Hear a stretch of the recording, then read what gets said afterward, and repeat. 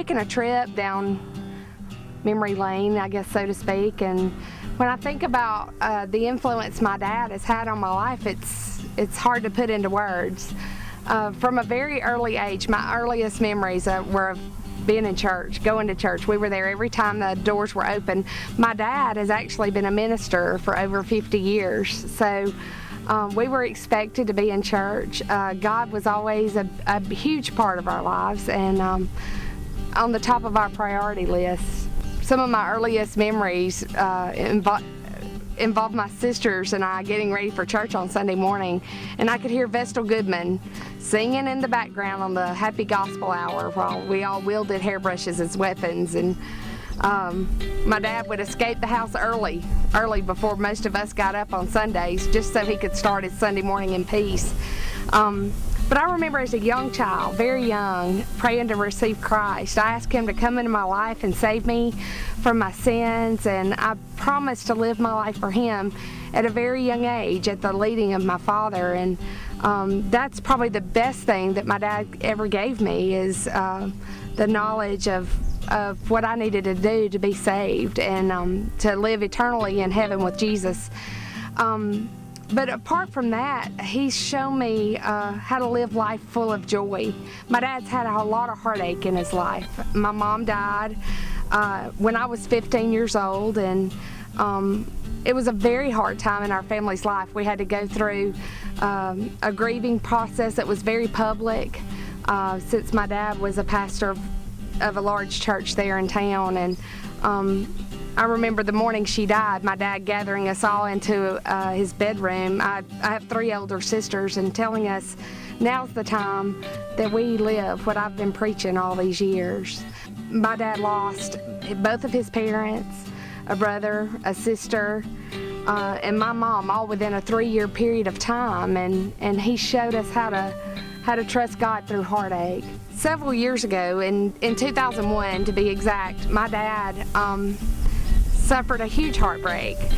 He lost a child. My sister was 35 at the time, and she died suddenly.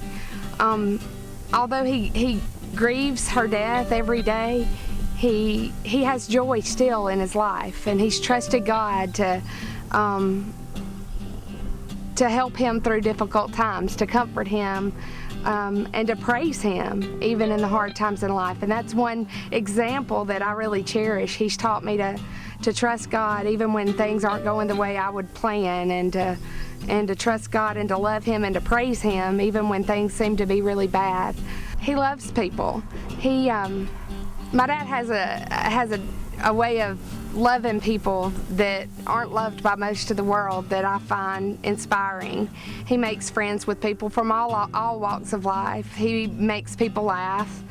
He cooks for people who can't cook for themselves. He visits people that seem to be forgotten by the rest of the world. So he really has invested his life in loving people, and that's another thing that he's encouraged me to do through his example. Several years ago, we were getting ready to leave for an overnight family trip. We were loading bags into the trunk of the car, and when I got seated, headed out of town, I looked down and noticed that the diamond was missing out of my engagement ring.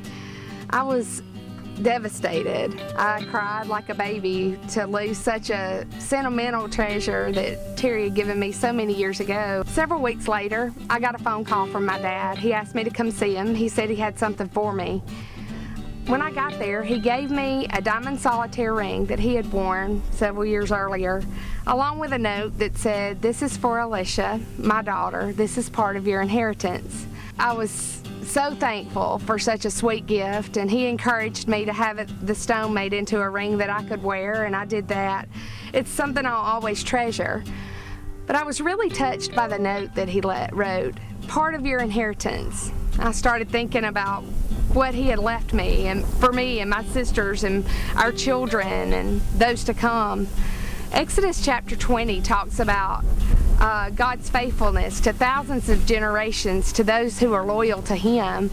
And I think that's the biggest inheritance that my dad could ever give me. It means more to me than any trinket or piece of jewelry or any monetary gift he could ever leave behind when he's gone one day. My dad's left a legacy of faithfulness to God and service to Him, and those benefits will be reaped by me and my children and theirs and theirs and theirs for thousands of generations. It makes me want to be a godly parent. It makes Terry and I want to strive to be faithful servants of God so that we can model that for our children and they can reap the benefits of that as well.